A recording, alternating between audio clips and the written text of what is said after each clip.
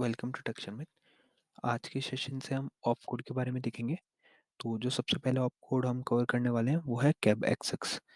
ठीक है, तो मैंने यहाँ पे प्रोग्राम क्रिएट किया हुआ है। मैं आपको वो प्रोग्राम दिखाता हूँ। तो सबसे पहले तो हमने कुछ वेरिएबल डिक्लेयर किया है। ऑप कोड के लिए हम मेनली फिक्स फॉर्मेट को फॉलो करेंगे और फिक्स फॉर्मेट में कोडिंग करेंगे, जिससे क्या है आपको इंडिकेटर वगैरह का भी थोड़ा नॉलेज हो जाए। तो यहाँ पे सबसे पहले मैंने एक वेरिएबल क्रिएट किया है num1 नेम से।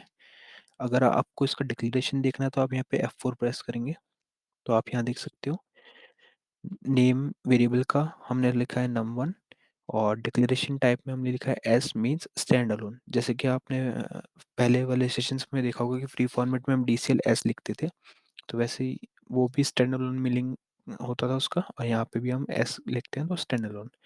और फिर हम इसकी लेंथ लिखते हैं 5 और उसका डेटा टाइप, और लास्ट में डेसिमल पोजीशन। एक चीज़ हम फिक्स फॉर्मेट में ध्यान रखें कि जो भी हम न्यूमेरिक वैल्यू एंटर कर रहे हैं वो राइट साइड से एंटर करेंगे, अदरवाइज वो एरर देगा। और अगर आप में आपको किसी भी फील्ड के बारे में देखना है कि कहाँ पे कौन सी वैल्यू हम पुट कर सकते हैं, तो आप यहाँ पे F1 ले सकते हो। तो जैसे ही आप F1 लोगे तो ये सारे डेटा टाइप बता दिए कि कौन सा डेटा टाइप हम किस लिए यूज़ करते हैं। तो अगर यहाँ पे हमारे को करेक्टर फील्ड चाहिए तो हम A लिखेंगे, बाइनरी फील्ड, डेट फील्ड, तो ये आप देख सकते हो डेट फील्ड के लिए D है। ऐसे ही अभी जैसे हमने S लिया तो वो जोन फील्ड है, पैक्ड के लिए P है। तो इस तरीके से आप हेल्प के थ्रू अपना डेटा टाइप सेलेक्ट कर सकते हो। यहाँ से बैक करने के लिए F12। तो इस तरीके से हमने पहला डिक्लेरेशन किया है, और जहाँ भी हम फिक्स फॉर्मेट यूज़ करते हैं उसमें हम स्पेक्स यूज़ करते हैं। तो जहाँ हम D लिख रहे हैं वो है D स्पेक, और जहाँ C लिख रहे हैं वो है C स्पेक। तो इनकी पोजीशन रहती है यहाँ पे जस्ट एस्ट्रिक से एक पहली वाली पोजीशन, यानी ये वाली पोजीशन। तो इस पोजीशन पे हम डी लिखते हैं, और डी हम जब भी यूज़ करते हैं डी स्पेक हम वेरिएबल डिक्लेरेशन के लिए यूज़ करते हैं, और सी मीन्स कैलकुलेशन स्पेसिफिकेशन। ठीक है, तो डिक्लेरेशन के लिए हम डी और कैलकुलेशन के लिए सी, इस तरह से आप समझ सकते हैं। तो यहाँ पे हमने सबसे पहले एक वेरिएबल डिक्लेयर किया num1 नेम से, जो न्यूमेरिक है 5 डिजिट का। और फिर हमने एक num2 नेम से वेरिएबल बनाया जो है 5 डिजिट का। ठीक है, तो अब हम सी स्पेक यूज़ करेंगे। तो सी स्पेक में क्या होता है, कैलकुलेशन पार्ट होता है। तो सी स्पेक पे भी हम F4 लेंगे। तो यहाँ पे सबसे पहले ऑपरेशन, जो भी हम ऑप कोड यूज़ करते हैं वो ऑपरेशन वाले ब्लॉक में आता है। तो जैसे फ्री फॉर्मेट में हम डायरेक्टली इक्वल लिख देते थे, बट यहाँ हमारे को ऑप कोड यूज़ करना पड़ेगा। तो ये हम यहाँ पे जो ऑप कोड यूज़ कर रहे हैं वो है इवल। तो इवल में क्या हम लिख रहे हैं num1 इक्वल्स टू 50। तो कोई भी आपको चीज़ इक्वल में लिखनी है तो आप इवैल ऑपकोड यूज़ करोगे। ये कुछ बेसिक ऑपकोड है, बट अभी मेन जो सेशन में हम देखने वाले हैं वो है cab access. Similarly line number 13 पे मैंने इवैल ऑपकोड के थ्रू num2 इक्वल्स टू 20 लिखा हुआ है। तो इस पे भी आप F4 करके देख सकते हो। इवैल ऑपरेशन में आएगा यानी ऑपकोड में आएगा, और वैल्यू फैक्टर 2 में आएगी। ये है num2 इक्वल्स टू 20। तो ये तो हमारी हो गई वैल्यू, हमने इसमें असाइन कर दी दोनों वेरिएबल में। अब हम देखते हैं ऑप कोड के बारे में। जो हम इस मेनली सेशन में कवर कर रहे हैं वो है कैब एक्स। तो कैब एक्स क्या होता है, मतलब कैब ऑप कोड जो होता है वो होता है कंपेयर और ब्रांचिंग के लिए। तो ये क्या करता है, दो वैल्यूज़ को कंपेयर करता है और फिर उसको किसी पर्टिकुलर जगह पे हम उसको मूव करा सकते हैं अपने प्रोग्राम फ्लो को। तो इसको हम देखते हैं कैसे यूज़ करते हैं। यहाँ पे F4 लिया, तो आप देख सकते हो मैंने लिखा हुआ है। अभी हम क्या है एक्स एक्स की जगह पे कुछ वैल्यूज लिख सकते हैं, जैसे GT, GE, LT और LE। तो इसका मीन्स क्या है, इसका मतलब है GT means greater than, GE means greater than equal to, और LT मीन्स लेस देन, और LE means less than equal to. तो इस तरीके से एक्स एक्स हम अभी जैसे यहाँ पे आप देख रहे होंगे मैंने कैब एक्सेस लिखा है, वो इसलिए क्योंकि इस जगह पे हम रिप्लेस कर सकते हैं इन चीज़ों को, GT, LT, LE, GE। ठीक है, तो अब ऑपरेशन, हम ऑपकोड को हमेशा ऑपरेशन वाली फील्ड पे रखते हैं। तो यहाँ हमने लिखा कैब GT।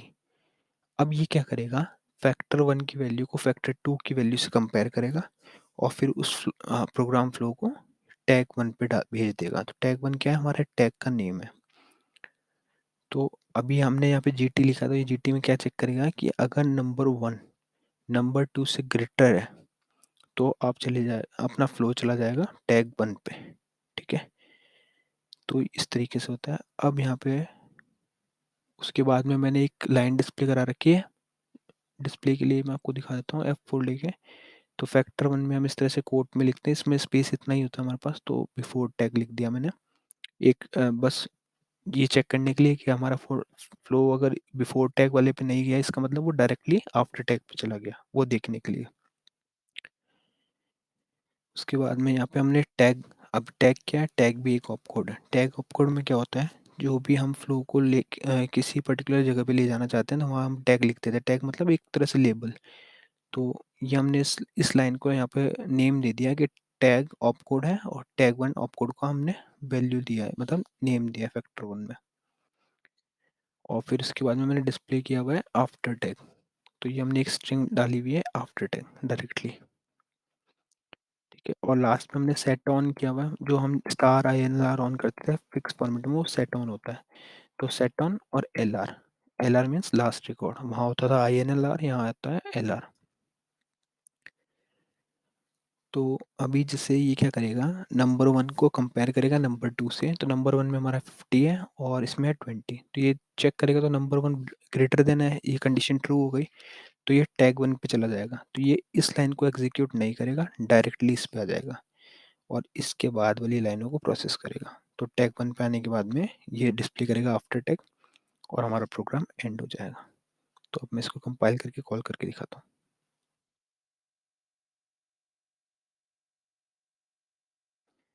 ये देखो, आफ्टर टैग आ गया हमारे पास। अब इसमें थोड़ी सी वैल्यू चेंज करके देखते हैं।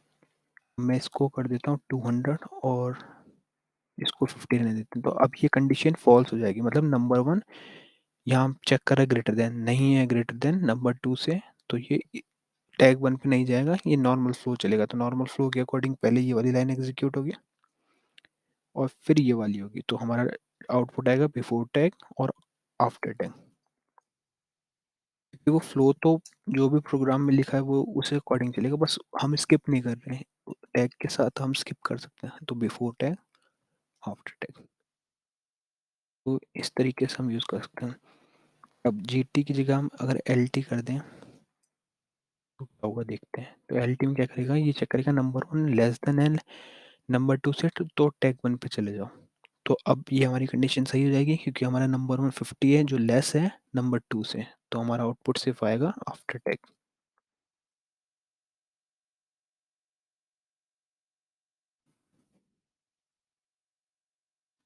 तो ये देख सकते हो सिर्फ आफ्टर टैग आया आपकी बार।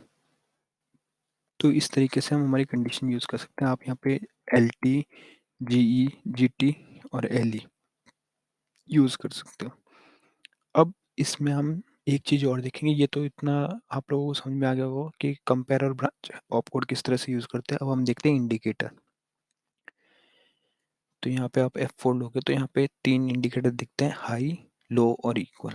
तो इसमें हम कुछ नंबर डाल देते हैं, जैसे मैंने डाला 50, 51, 52। तो हाई का मीनिंग क्या है, ये इंडिकेटर तब ऑन होगा जब हमारा नंबर वन नंबर टू से ग्रेटर देन होगा, और अगर वो लेस देन होगा तो लो वाला इंडिकेटर ऑन होगा, और इक्वल होगा तो 52। 50 हाई पे, 51 लो पे और 52 इक्वल पे। तो इस तरीके से हमने इंडिकेटर स्पेसिफाई कर दिए। तो आप ये देख सकते हो।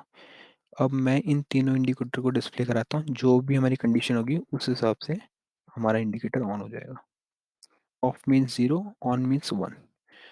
स्पेस सी में लिखेंगे हम, और यहाँ हमें स्टार आई एन 50।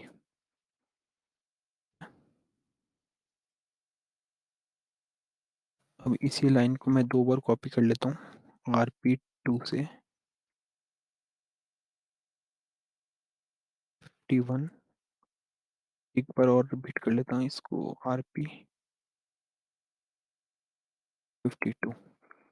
तो अभी वाले केस में क्या है, नंबर वन नंबर टू से छोटा है, तो छोटा है तो मीन्स ये लो इंडिकेटर ऑन होगा। तो अभी हम चेक करते हैं आउटपुट।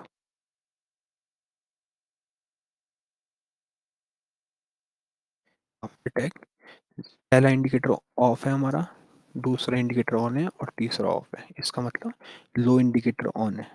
वन उस पे था, इसका मतलब यही है कि हमारा जो लो इंडिकेटर ऑन तब होता है जब फैक्टर 1 की वैल्यू फैक्टर 2 से लेस हो। अगर हम इसको वैल्यू को बड़ा कर दें और अब हम इसका आउटपुट चेक करेंगे तो हमारा फर्स्ट इंडिकेटर मतलब हाई इंडिकेटर ऑन होगा। तो इस तरीके से इंडिकेटर की हेल्प से भी हम हमारे प्रोग्राम में कोई रिक्वायरमेंट हो तो फ्लो को चेंज कर सकते हैं। तो ये देखो बिफोर टैग अभी इंडिकेटर बड़ा है, हमने लेस देन वाला लगाया हुआ है इसलिए इसने स्किप नहीं किया और ये बिफोर टैग आफ्टर टैग दिखाया और इंडिकेटर हाई वाला ऑन है, बाकी दोनों ऑफ है। तो यही इस तरीके से आप इंडिकेटर भी कंडीशनल इंडिकेटर यूज़ करके अपने प्रोग्राम का फ्लो चेंज कर सकते हैं जैसा भी रिक्वायरमेंट हो। तो इस सेशन के लिए इतना ही था। नेक्स्ट सेशन में हम कुछ और ऑप कोड्स के बारे में देखेंगे। So thank you for watching texture.